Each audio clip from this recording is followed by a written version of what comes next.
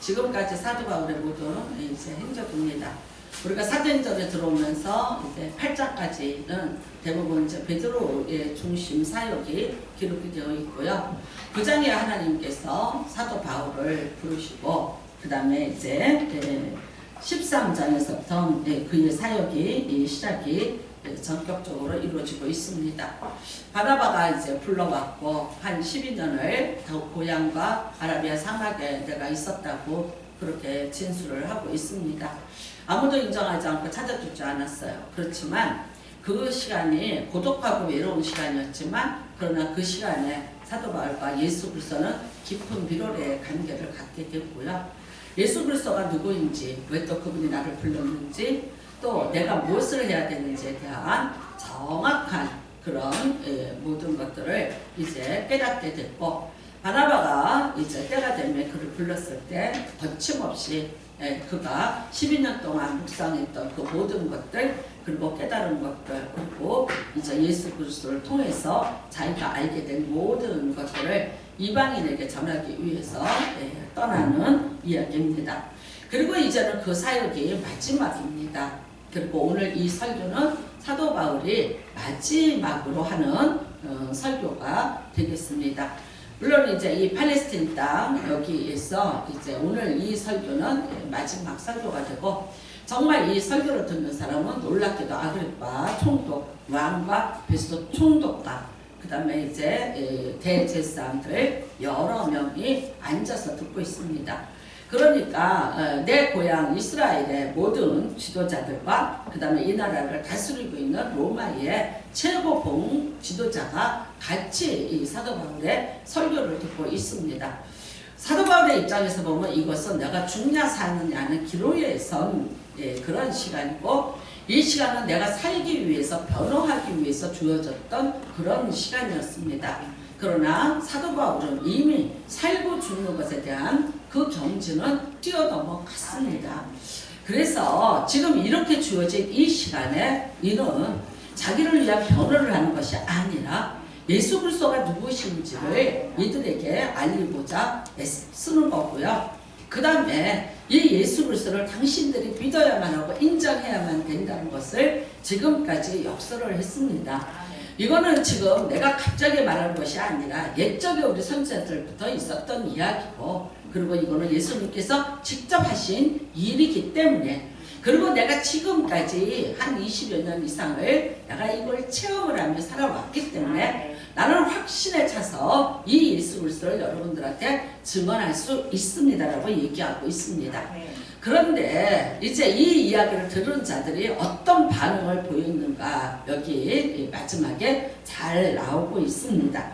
자, 이 아그리파 왕과 베스도는 이겁니다. 사실 자, 이 땅에 내가 다스리는 땅에 내가 분봉왕으로 왔거든요. 문제가 생기면 안 되는 거예요.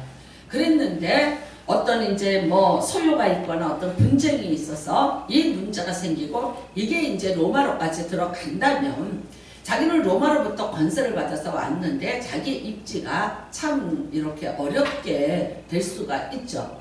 그런데 이제 누가 이해가 됩니까? 항상 자기의 선임이었던 그 빌라도가 이 사람들에게는 굉장한 그런 말하자면 그 표본이 되는 거죠. 이거를 제대로 이제 다스린다고 했는데 그 후유증이 너무 심한 거예요. 생각하기에 예수를 십자가에 못 박혀서 죽으면 이 문제는 그걸로 끝이 난다라고 생각을 해서, 빌라도도 똑같아요. 죄가 없는 거는 안다. 그러나 어떻게 할 수 없다. 저들이 원하고 있고 이 땅에 이런 민난과 이런 또 분쟁의 소요가 일어나니까 이 모든 책임을 저희들은 내 입장에서는 내가 죄가 없는 줄은 알겠는데, 내가 너를 고발하는 것이 아니라 내 민족이 너를 고발하니까 어쩔 수 없이 내가 너를 죽일 수밖에 없다. 그리고 이제 예수를 죽였습니다.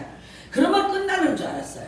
그런데 이 문제가 끝이 나지가 않는 거예요.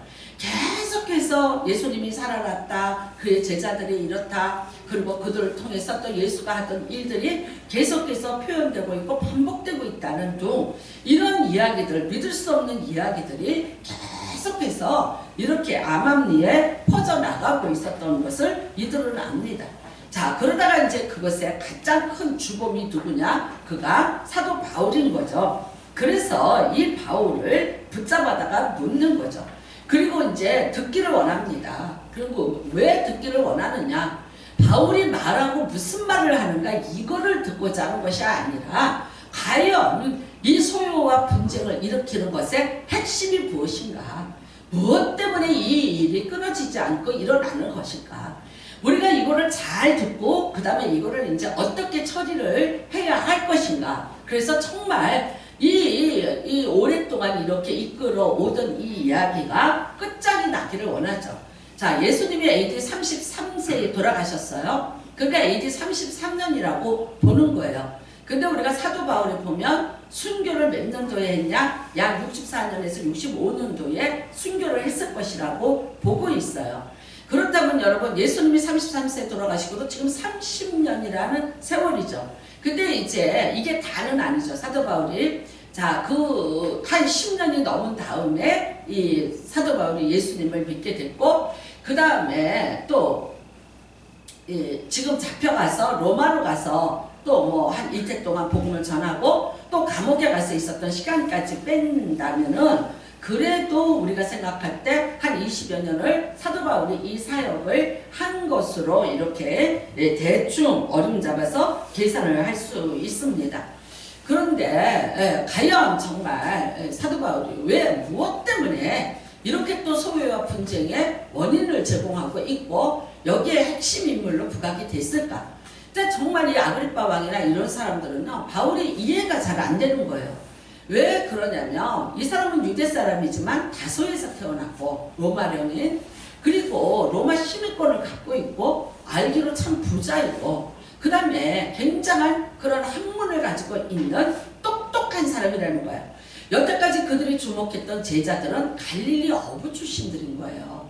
정말 하찮은 사람들이었고 주목할 만한 사람들이 아니었으니까 그런 사람들이 그냥 증거하는 말에 뭐 사람들이 그렇게 뇌와 부동이 될 것인가 그러다가 말겠지라고 했는데 그런데 놀랍게도 이 사도 바울이라는 정말 이런 넘지 못할 산 같은 한 인물이 나와서 끊임없이 수십 년을 두고 이 문제가 야기가 되고 있는 거죠. 그래서 이제 찾아왔습니다. 그 다음에는요 이 사람을 통해서 우리의 입지를 좀 더 견고하게 하자. 이 분쟁의 원인을 완전히 제거를 해보자. 핵심을 한번 파악해보자. 그래서 왔고요. 그 다음에 이들이 이 죄수와 하나를 지금 신문하고 있는데 우리가 그 전에 보면 위엄을 갖추고 왕의 옷을 입고 각하의 옷을 입고 뭐 이러면서 아주 굉장한 위엄을 갖추고 불러와서 듣는 거예요. 사실 무슨 사실을 영접하는 것도 아니고 대단한 사람을 아련하는 것도 아닌 죄수 하나를 위해서 이 사람들이 이렇게 하는 거예요. 근데 그거는 사실 사도 바울은 돈이 많은 사람이라 그래서 그 전에 벨릭스가 자주자주 불렀다 그랬어. 왜? 돈을 얻고자 합니다. 목적이 있었죠. 그러니까 이거를 이제 다 전임으로부터 들은 거죠. 아버지가 돈이 많아. 그러니까 계속해서 불러오면 항수하고 항수하기 위해서 돈을 우리가 많이 좀 얻을 수 있을 것 같아. 즉 말하자면 보석금을 많이 좀 얻어낼 수 있을 것 같다는 그런 생각이 들어서 위험을 가지고 또 이제 갖추고 청종을 했습니다.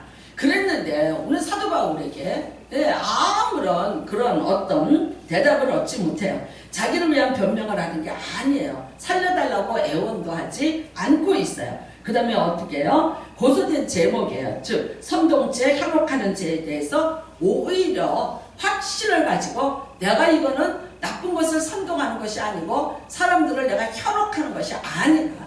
반드시 이 예수 그리스도를 너희들은 믿어야 된다고 설득을 하고 있는 거죠.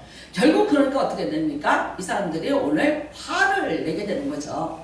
자, 정말 이 사람들은요 정치에 성공한 사람들이에요. 그 다음에는요 이 정치에 성공을 했는데 어떤 사람들이냐 소수민족임에도 불구하고 로마라는 그 거대한 나라에서 어떻게 해서든지 출세를 했어요. 그래서 이만한 권세를 얻어서 여기에 온 사람들이에요. 그러니까 여러분 우리가 정치가들이 얼마나 말을 잘합니까? 뭐 그러니까 이 사람들도 마찬가지죠. 내가 무슨 말을 해야 위기를 모면하고 또 내가 어떻게 말을 해야 사람들을 설득할지를 너무나도 잘 알고 있는 거죠. 처세술에 능한 사람이고요. 설득력 있는 웅변술에 능한 사람들이고요. 그 다음에는요. 이런 언어학적인 변증법에 아주 능한 사람들이 오늘 이 사람들일 것입니다. 그런데 이 사람들에게 오늘 예수 그리스도를 전했는데 놀랍게도 그 반응은 아주 싸늘하게 나타나고 있습니다. 자, 요즘에 우리가 이제 4명의 그 대선 주자들이 TV 토론을 했습니다. 아마 이제 또 하겠죠. 저도 열심히 청종을 하면서 들었습니다. 그리고 이제 뭐 대한민국 국민들이라면 다 관심을 가지고 들었을 거예요. 그런데 이제 나중에 그것에 대한 평가가 나오는 거죠. 그쵸? 나오는데 각자가 그 평가가 다르게 나올 수 있어요. 그쵸? 왜? 자기들의 주장이 이제 옳다고 말하는 것이고요. 더 잘했다고 말하는 것이고, 그 다음에는요, 자기들의 그 당을, 정당에서는 아주 그냥 뭐, 박수를 치고 너무 잘했다. 그리고 뭐라 그래요? 각자 4명이 다 뭐라 그래요? 우리가 이겼다라고 얘기를 하고 있어요. 근데 이제 국민들이 더 이제 파악을 더 하고 잘 하겠죠. 네, 여러분. 이 사람들이 이렇게 사도 바울을 통해서 정말 마지막 찬스죠. 구원받을 수 있는 마지막 찬스. 이 사도 바울 같은 사람에게 오늘 이렇게 긴 설교를 들었어요. 그럼에도 불구하고 어떻게 해요? 그들은 절대 이 말에 대해서 귀를 기울이지 않았고 깨닫지 못했고 결국은 반발을 하고 자리를 박차고 일어났어요. 그러면 이 사람들이 바보냐? 바보 아니라니까요. 뭐라 그럽니까? 사도 바울이 죄가 없는 거다. 죄는 없다. 죽일 만한 죄를 지은 것 같지는 않다는 거를 이 사람들이 알아요. 그래서 뭐라 그럽니까? 저가 가이사에게 고소하지 않았더라면 우리가 풀어줄 수도 있을 텐데 어떤 인간적인 연민과 그런 안타까움을 가지고 있죠. 그 다음에는요, 내 많은 학문이 너를 미치게 하였거든. 그래서 사도 바울이 굉장히 똑똑하고 오늘 이 말을 하는데 우리는 한국말로 이렇게 기록이 되어 있지만 이거는 굉장한 철학적인 아주 고난도의 변증법으로 지금 예수 그리스도를 설명하고 있는 거예요. 그러니까 이 사람이 쓰는 그 수사력이라든가 어휘력을 보면 이 사람의 어떤 수준의 사람인지를 너무 잘 알잖아요. 그렇게 이 사람을 인정하는 거예요. 바울을. 그러니까 참 아깝다. 아까운 사람 하나 우리가 가이사에게로 보내야 되네 라고 생각을 하고 있습니다. 참 그렇습니다. 여러분. 이제 말씀을 듣습니다. 듣는데 어떻겠냐. 어떻게 이거를 들어주느냐가 다른 거죠. 물론 이제 우리도 그럴 거예요. 사실 이 사람들은요, 자기 계산대로 이 말을 해석을 하고 듣기를 원했죠. 자기들이 원하는 대로 듣기를 원했죠. 그런데 어떻게 해요? 자기가 원하는 대로 이 욕구가 채워지지 않은 거예요. 내가 바라는 것들, 내가 이 사도 바울을 불러다가 이 이야기를 듣고 내가 얻어야 될 것들이 분명히 있는데 그것과는 너무나 상관이 없는 거예요. 소유시키지 마라, 이렇게 현혹시키지 마라 이러려고 했는데 이 사람은 너무나 확신을 찾고 그것을 우리는 꺾을 만한 그런 어떤 말을 그에게 하지 못했어요. 그러니까 결국은 자리를 박차고 일어나서 지금 나가면서 아깝다고 얘기를 합니다. 자, 여러분, 우리는 고린도전서 1장 18절에 보면 이런 말씀이 있습니다. 십자가의 도입니다. 근데 멸망받을 자에게는 이게 미련한 것이 됩니다. 그 다음에는요, 구원받는 우리에게는 하나님의 능력이 됩니다. 오늘 사도 바울이 이 사람들에게 십자가의 도를 설명하죠. 예수님의 십자가의 은혜를 지금 생각하고 그거를 전하고 있죠. 그런데 어떻게 해요? 아니, 안 들어요. 못 들어요? 못 깨달아요. 왜 그렇습니까? 이 사람들은 정말 구원받을 기회나 그런데 구원이 아닌 멸망의 길을 택할 사람이에요. 왜? 세상 것을 위해서, 세상의 어떤 것을 가지기 위해서, 세상에 자기의 모든 삶을 잘 이 땅의 권세를 유지하기 위해서 앉아있던 자들이었기 때문에 이들에게는 예수의 도가 멸망받을 건데 죽는 건데 그거 미련한 것으로 그렇게 되는 거죠. 그러나 여러분 어떻게 해요? 우리 하나님을 믿는 자들 정말 그런 구원받은 우리에게는 그 말씀이 뭐가 됩니까? 하나님의 능력이 되더라고요. 예, 너무나 여기서 달라지는 거예요. 그래서 이는 기록된 바 내가 지혜 있는 자들의 지혜를 멸하고 총명한 자들의 총명을 폐하리라. 이 시대의 변론가가 어디 있냐? 유대인은 표적을 구하고 이방인들은 헬라인들은 지혜를 찾으나 우리는 십자가에 못 박힌 그리스도를 전하니. 그랬더니 유대인에게는 꺼리끼는 것이요 이방인에게는 미련한 것이로되 오직 부르심을 받은 자들에게는 유대인이나 헬라인이나 그리스도는 하나님의 능력이요 하나님의 지혜니라. 아멘. 여러분, 세상의 사람이 아무리 많은 것을 가지고 있고 그들이 아무리 높은 자리에 있고 그들이 아무리 출세를 했고 아무리 높은 학부를 가지고 있을지라도 그들이 하나님의 말씀을 들으면서 깨닫지 못한다면 그거는 그들에게는 미련한 것, 아무것도 아니에요. 그러니까 유대인들은요 표적을 달라는 거예요. 어떤 사인을 달라고 얘기하는 거고 헬라인들은 뭐라고 얘기합니까? 여러분, 이건 미련한 거예요. 이렇게 예수를 믿는다는 거 죽은 그 사형수죠. 아그리빠 왕 입장에서나 베스도 입장에서 보면은 이 예수 그리스도는 밀란을 일으키다가 빌라도 총독에게 또 자기 민족에게 고발을 당해서 잡혀왔고 그 다음에는 사형을 시킨 거예요. 그러니까 그 당시에 이 십자가의 사형은 아주 드문 일이었다고 합니다.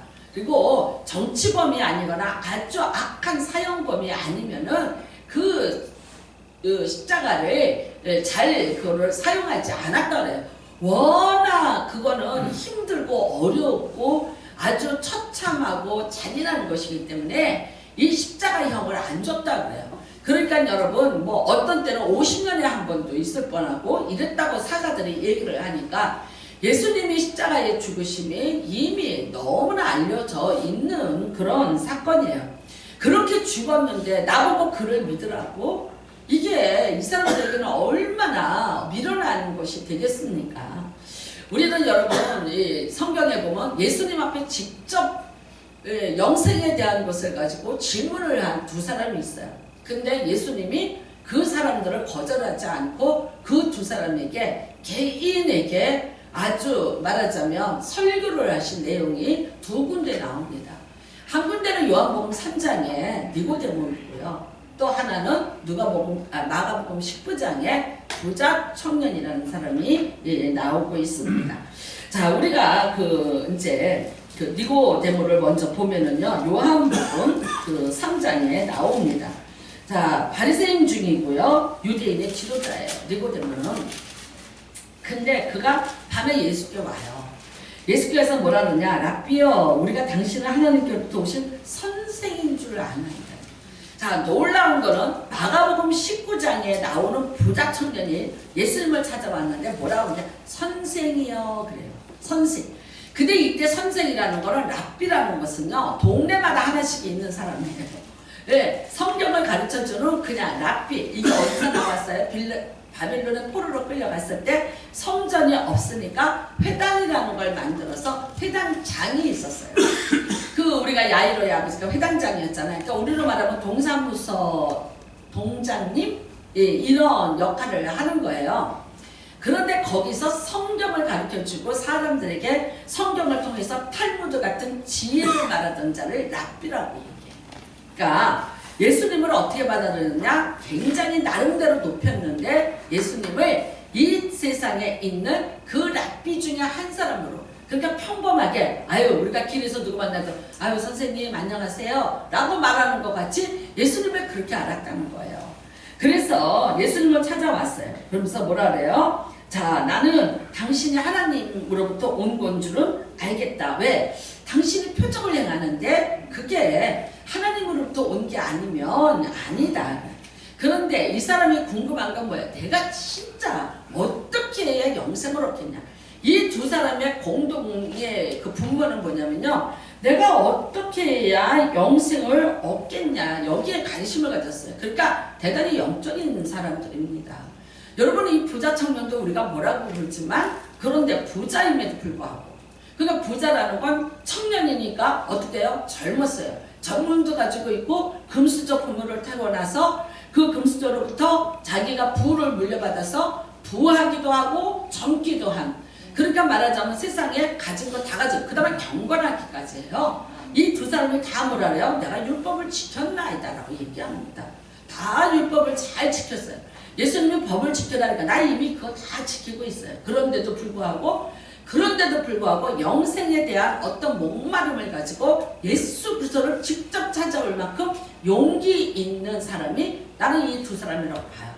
근데 보세요. 자, 이 두 사람이 예수님으로부터 직접 들었어요. 오늘 이 니고데모에게는 뭐라고 말합니까? 진실로 진실로 내게 이르노니 사람이 거듭나지 아니하면 하나님 나라를 볼 수 없느니라. 거듭나야 된다. 그랬더니 어떻게 거듭나? 내가 지금 이 나이에 어떻게 다시 태어나? 그렇다고 해서 내가 지금 엄마 뱃속으로 들어갈 수는 없잖아. 그렇잖아요. 그랬더니 예수님이 뭐라 그럽니까? 물과 성령으로 거듭나지 않으면 하나님 나라를 볼 수 없다라고 그렇게 얘기를 하세요. 그리고 내가 네게 거듭나야 한다는 말을 놀랍게 여기지 마라. 네. 성령으로 네가 다시 거듭나야 된다는 것을 설명을 해주세요. 그런데 이 니고데모가 여기서는 답을 못하고 가요. 근데 어떻게 되는지 아세요?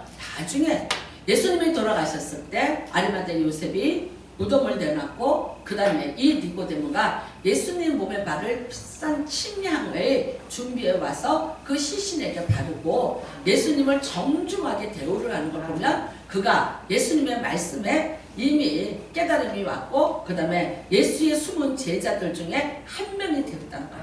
그런데 부자 청년은요 그렇지 못했어요.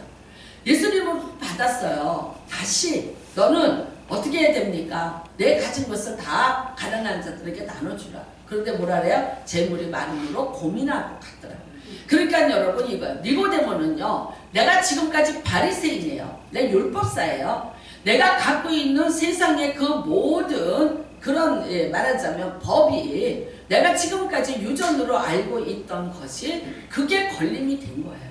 그렇지만 끊임없이 그가 그 예수 그리스도의 말씀을 묵상하고 결국은 예수 그리스도를 자기의 구주로 영접을 하는 제자로 변했어요. 그런데 이 부자 청년은요 뭐라고 얘기합니까? 여러분 재산이 많음으로 고민하고 갔다 그래요. 그런데 그 청년의 뒤통수를 대고 예수님이 하신 말씀이 뭐예요? 부자가 천국 가는 것이 낙타가 발을 끼고 들어가는 것보다 어렵더라. 그러니까 이 청년에게는 어떤 것이 중요한 거예요? 부가 중요한 거예요. 내가 가지고 있는 모든 것들이 이것과 내가 예수의 말씀하고 바꾸려니까 바꾸어지지가 않는 거죠. 나에게 소중한 것, 지금까지 내가 갖고 있던 이것이죠. 그러니까 여러분 정말 그러니까 못 바꾼 거예요. 예수님으로도 직접 설교를 들었어요. 권면을 들었어요. 방법을 제시해 주셨어요. 그렇지만 한 사람은 구원의 길로 갔는데 한 사람은 자기의 세상 것을 내려놓지 못해서 결국은 못 갔어요.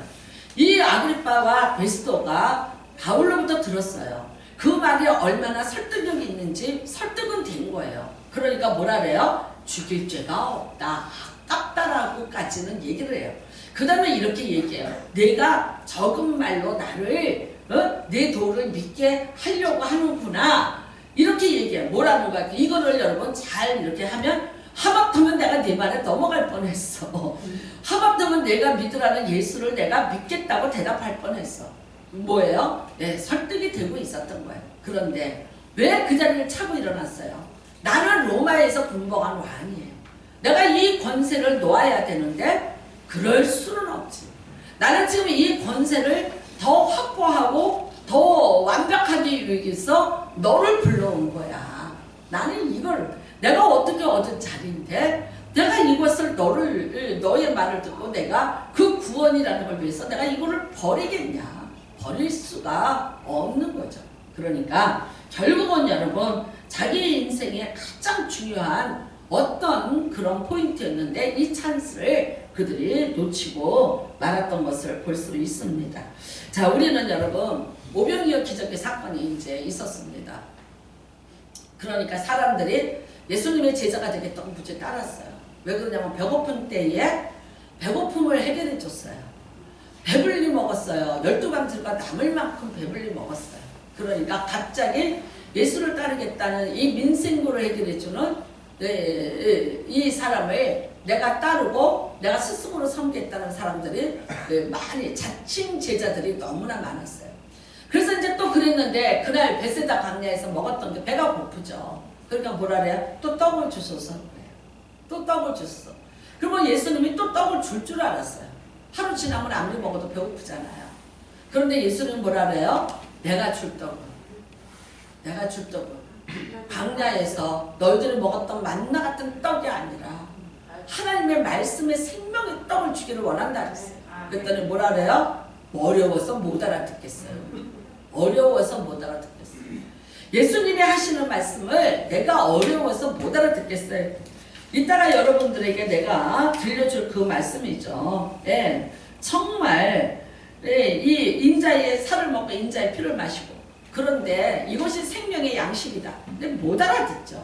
그러니까 다 떠나는데 자 제자들이 남아있는 거예요. 그러니까 너희도 가려느냐라고 물어요. 그런데 그 12명이 뭐라고 얘기하는지 아십니까?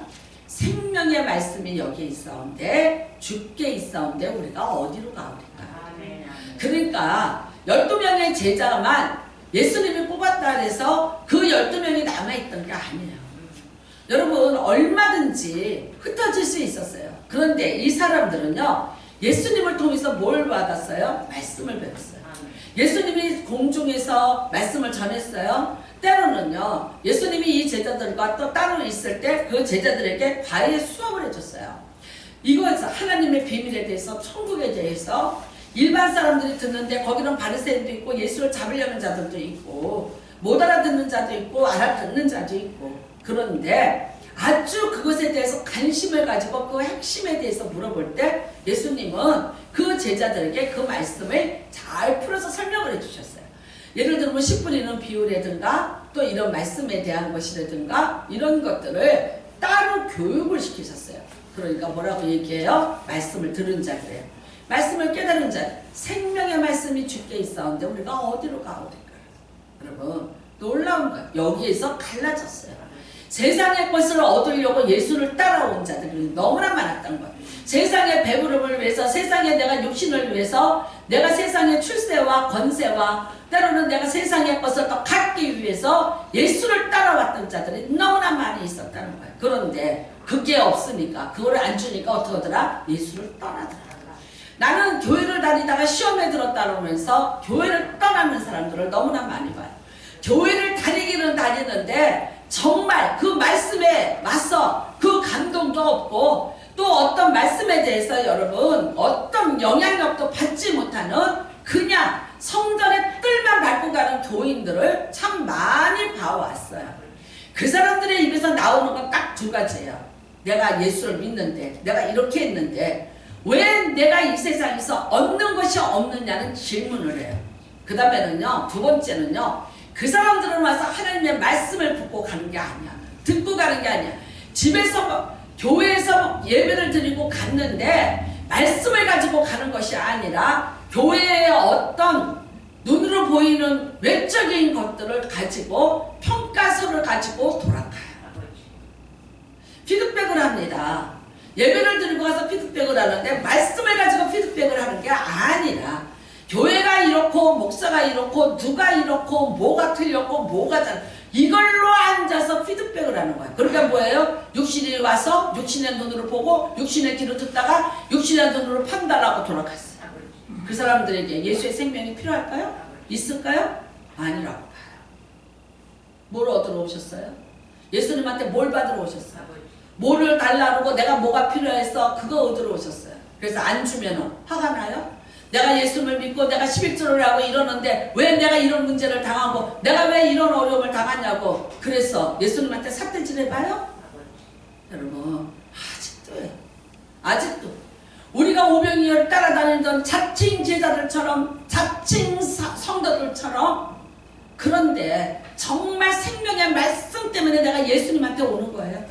내가 정말 그 말씀에 영생이 있는 줄 알고 그거를 믿고 내가 영생을 위해서 내 삶을 이 땅의 삶이 아닌 영생을 살기 위한 삶을 위해서 오시는 거예요. 이거 여러분 정확히 분별하시는 은혜가 임하기를 바랍니다. 요한복음 4장에 사마리아 여인이 예수를 만나요. 그런데 그 여인이 예수님한테 질문한 게 뭐예요? 어디서 예배드립니까? 어디서 예배드립니까? 그리고 이제 그 예수 그리스도를 통해 예수 그리스도를 보고 내가 메시아를 만났다는 고백을 이 여자가 처음 해요. 아, 네. 여러분 세상적으로 보면 남편 6이에요. 그 인생이 어떤 인생이었는지는 우리가 그 고대 사회에서 그 봉건 사회에서 그렇게 살았다면 그거는 그 여자의 삶은 어떻게 가늠해 볼 수도 없어요. 그 여자는요 낮 12시에 물을 길러 와요. 왜? 이 팔레스틴 지역은요 12시부터 2시까지 사람이 안 다녀요. 학교도 쉬고 가게도 문을 닫아요. 지금도 그래요. 왜 그러냐면 너무 뜨거운 날씨라서 사람이 움직일 수가 없어요. 우물가에. 그런데 아무도 없는 그 시간을 타서 물을 길러 올 수밖에 없는 처절한 과거를 가지고 현재에도 그 삶을 살고 있는 여자예요. 근데 그 여자가 예수님과 몇 마디를 했는데 뭐라고 얘기해요? 당신은 분명히 메시아다. 근데 이거를 그냥 나만 알겠다 그랬어요. 그 부끄러운 많은 여자가, 그 수치스러운 여자가, 그 여자가 전한다고 누가 믿을까? 그런데 그거 개의치 않아. 떠나가요. 마을로 돌아가서 얘기하는 거예요. 내가 메시아를 만나. 근데 여러분 놀라운 일이 벌어져요. 그 사마리아의 예수님을 붙잡아 둬요. 유하소서, 더 유하소서 그래. 그 다음에 뭐라 그러는지 알아요? 우리에게 말씀을 더 주시옵소서. 말씀을 주시옵소서. 근데 나중에 보세요.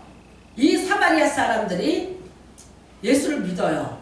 그러니까 이 사마리아 여인이 얼마나 신났겠어요. 그쵸? 근데 그 사람들이 뭐라고 얘기하는지 아십니까? 이제 우리가 믿는 것은, 이제 우리가 믿는 것은 내 말로 인함이 아니다. 내가 말해서 우리가 믿는 것이 아니다. 이제는 우리가 믿는 것은 우리가 친히 듣고 그가 참으로 세상의 구주이신 줄을 아니라. 놀라운 고백입니다. 여러분 사마리아 사람들의 놀라운 고백이에요. 누군가를 통해서 내가 예수를 들었는데 알았는데 이제는 내가 너를 통해서가 아니라 내가 진짜 그 예수가 하시는 말씀을 듣고 내가 그가 세상을 구하러 온 구주인 줄을 내가 믿노라. 말씀을 통해서 표현했어요. 여러분 그 말씀을 듣고 깨닫고 이 사마리아 여인처럼 이 사람들이 다 변한 거예요. 여러분은 누구를 통해서가 아닌 여러분 자신이 예수 그리스도를 만나는 은혜가 임하셔요. 부모 때문에 교회 와요. 억지로 와요. 남편이 여러분 아내가 교회 안 가면 뭐라 그러니까 억지로 와요. 내가 오늘도 가서 안 앉아 있으면 내가 오늘도 예전에 우리 같이 사는 어떤 분이 이렇게 말했어요. 가서 2시간만 투자하면 일주일이 조용해. 누구한테 그랬냐면 본인의 회사 같이 다니는 사람한테 그렇게 얘기했어요. 왜? 이 부인이 신경쇠약이 걸렸어요. 옛날에 우리가 영업을 할 때, 영업과 수출을 할 때 이 부인이 이렇게 얘기했어.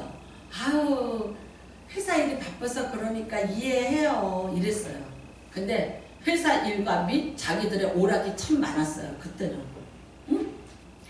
회사에서 밤새고 집에 가지 말라고 일 시키지는 않았는데 밤을 새고 자기들끼리 노느냐고 못 들어온 적이 많았어. 그래서 쟤인데 그 같은 멤버예요.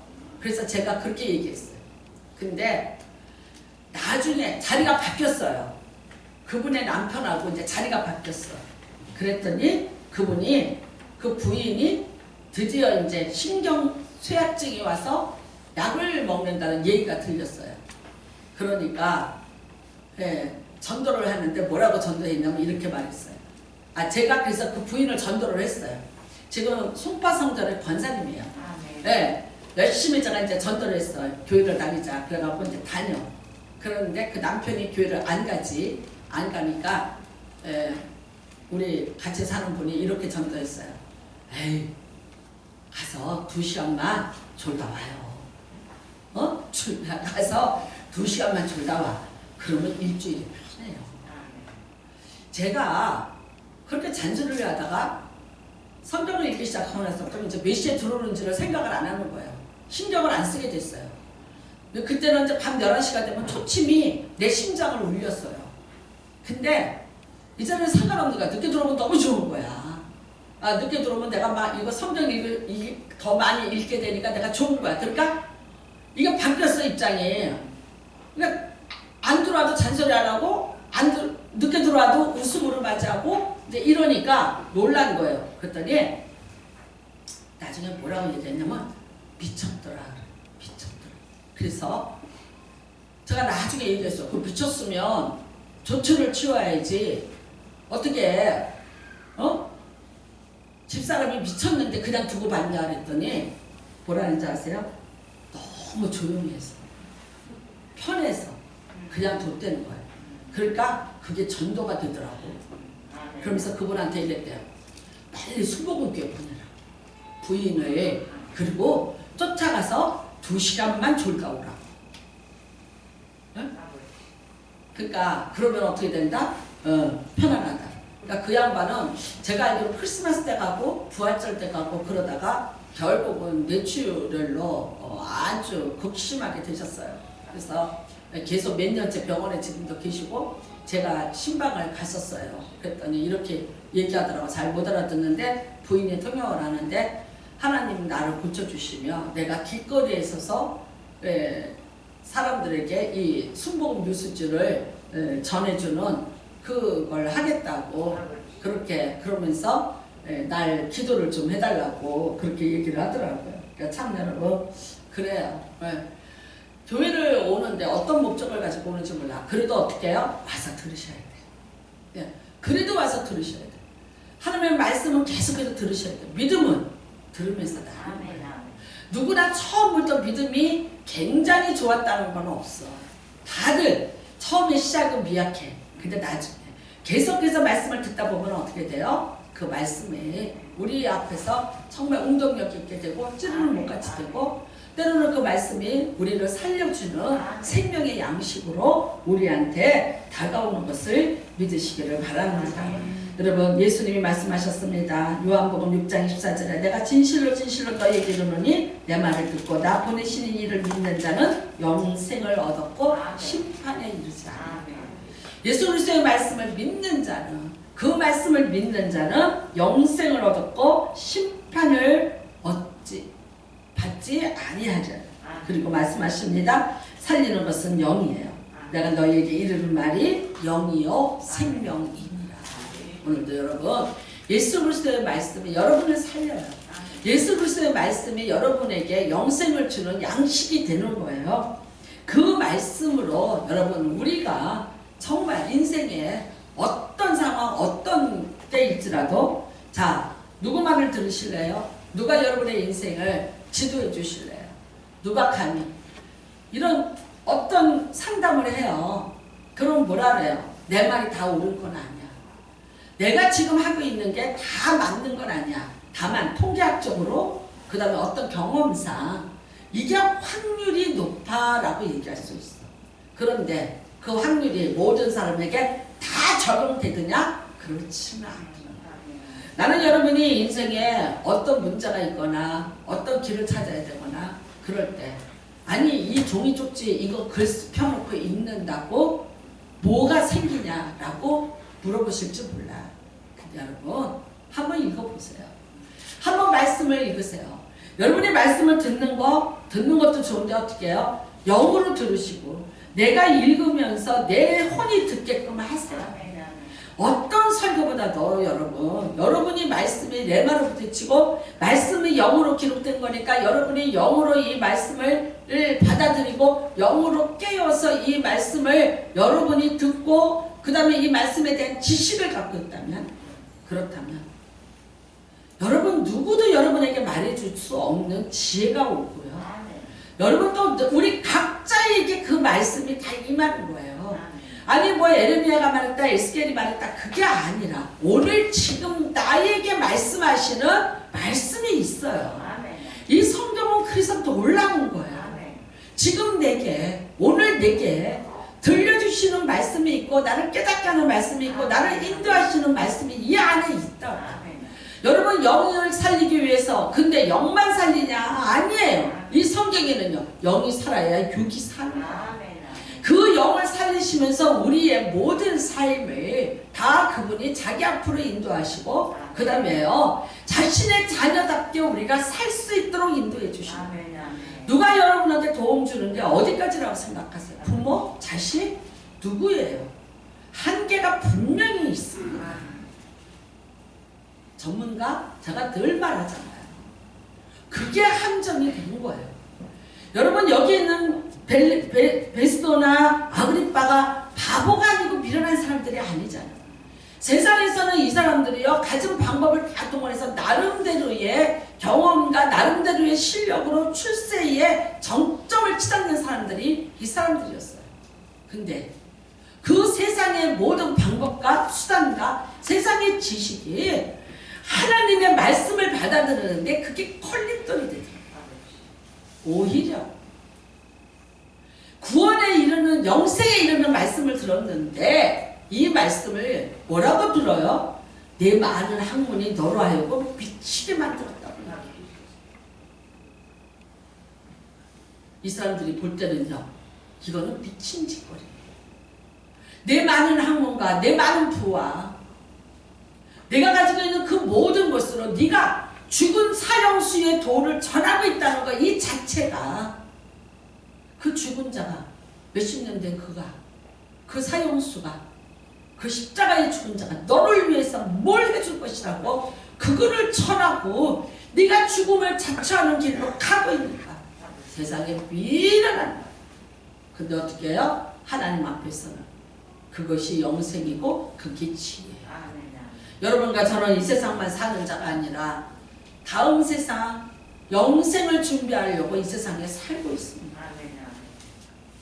잘 선택하시는 은혜가 임하시기를 주님의 이름으로 축복합니다. 말씀을 읽습니다. 큰 소리 내서 읽으십시오. 여러분의 혼이 들어야 돼요. 믿음은 들으면서 나는 거예요. 내가 눈으로 읽는 거하고 입을 열어서 내가 하면서 내 혼이 듣고 내 영이 듣고 그렇게 말씀을 듣는 것하고는 달라요. 우리가 성경에서 말씀을 묵상하면 그러니까 묵상이라 그러니까요. 눈 감고 읽는 줄 알아요. 아니에요. 거기서 묵상이라는 거는요. 소리 내어 크게 읽다 그 뜻이에요. 우리나라가 해석을 잘못한 거예요.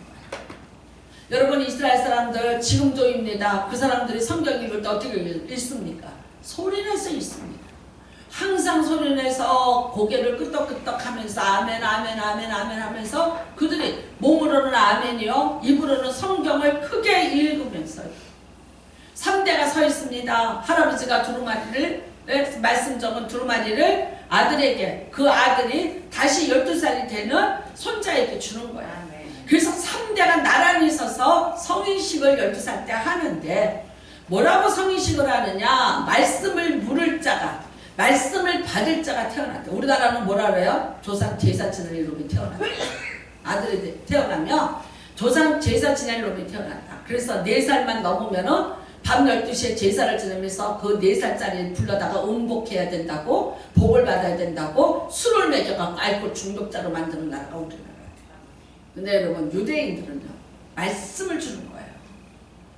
할아버지가 두루마리 조상 때부터 내려오는 거를 아들에게 그 아들이 12살 먹은 손자에게 또 전해주면서 천대에 이르도록 그 말씀을 물을 자 말씀을 전달하는 거예요.